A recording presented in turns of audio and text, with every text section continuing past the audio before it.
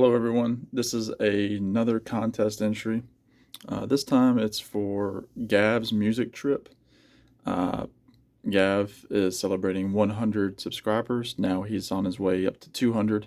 He's about that close to the 150 mark at the time that I'm making this video.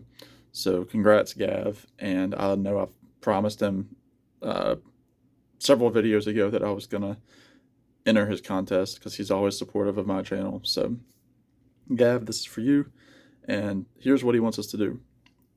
Gav wants us to talk about our 23rd year. He wants us to mention some of the albums and songs that we were listening to. You can do albums, you can do songs, you can mix them up. I don't think he cares. And he also wants us to show a picture of ourselves at the age of 23. So you'll see my thumbnail. That image is of myself when I was 23 years old. And it was funny when I was telling Gav that I was going to do this, he didn't realize that I was over 23 years old. So I'm 27. So I've done 23 and then a few years plus. So I've got a little stack of albums here that I'm going to show that I was listening to in between May of 2017 and May of 2018. And I should say these are albums that were released during that time that I was also listening to, because I'm not big on modern music, as you can tell. But a lot of these guys are old guys putting out still some great music. So here we go with a few of my albums from my 23rd year. First, and definitely not last, Triplicate by Bob Dylan. This is his triple album that he put out in 2017 on Columbia Records, and you can see it is his only triple album. Lengthwise, it probably could have been a double. Definitely could have been a double, because all of these discs are the same length of time, but he wanted it split up into thirds. And this was the last of his Sinatra / American Standard albums that he put out, starting with Shadows in the Night, moving to Fallen Angels, and last that he put out was Triplicate before he released his most recent album, Rough and Rowdy Ways, which was all new material. But he does great takes on some of the old classics. I mean, it starts out with, I Guess I'll Have to Change My Plans. He does a killer version of September of My Years, which is great to hear. And at that point, the almost 77-year-old Bob Dylan, 76-year-old Bob Dylan, sing that song. It's just really poignant. He has a little bit more orchestration on this album than he did on the last two Sinatra albums. He has a couple of songs with brass, like bragging, day in, day out. He has a great version of Stardust. He does lesser known songs like There's a Flaw in My Flu. He sings These Foolish Things. Trade Winds is a really good take on it. So Dylan, I mean, people hated the covers albums. They've always hated Dylan's covers albums. They hated World Gone Wrong. They hated Good As I've Been to You. Self Portrait was mostly covers. They hated the Dylan album. Even Dylan hated the Dylan album. That was like a contractual album that came out. But Dylan is a wealth of music, and this was one of my summer albums that year. I remember I was really into jazz that year. That's when I really started getting into jazz.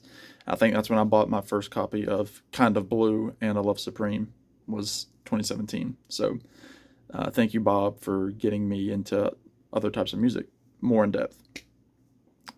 Next up is The Search for Everything by John Mayer. Again, on Columbia Records, just like Dylan. This was a transition album for John Mayer. I hate the cover. The cover's terrible. I don't know what he was thinking. I don't get it. It's really weird.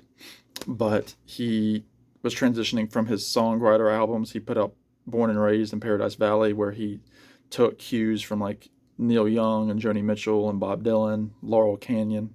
He had a lot of that kind of music on those two albums. This album, he was moving a little bit into more of the pop world again, but he still kept some of that songwriter style on songs like In the Blood and Roll It On Home, as well as You're Gonna Live Forever in Me, which that's the final song. Sounds like it could have been a Randy Newman song. The song Emoji of a Wave, which is the second song on the album, has backup vocals by Al and Matt Jardine. Al, of course, being a founder of the Beach Boys. So pretty cool that he's got those cats on there. So I was listening to this album a lot. Love John Mayer. Search for Everything. Next is the less known artist on this list. This is George Ezra. The album Staying at Tamara's from 2018.